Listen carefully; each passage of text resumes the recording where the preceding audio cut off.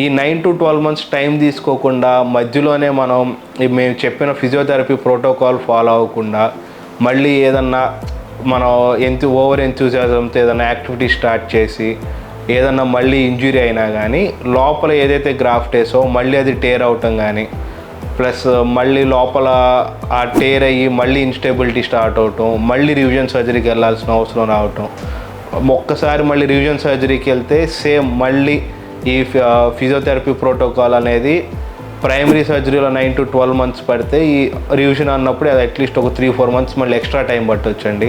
And revision జరిగినప్పుడు primary సర్జరీకి ఉన్నంత బెటర్ అవుట్కమ్స్ ఉంటాయని అయితే చెప్పలేము రివిజన్ జరిగినప్పుడు. సో ఏసిఎల్ టేర్ జరిగి సర్జరీ జరిగిన తర్వాత అన్నిటికంటే most important sticking to the physiotherapy protocol.